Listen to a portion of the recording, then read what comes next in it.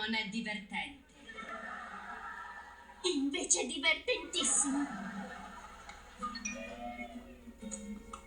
È di nuovo il vicepresidente. Ignoralo.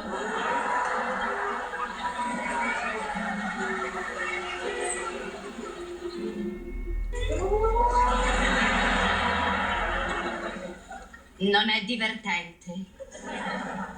Invece è divertentissimo. È di nuovo Jerry Trainor. Ignoralo.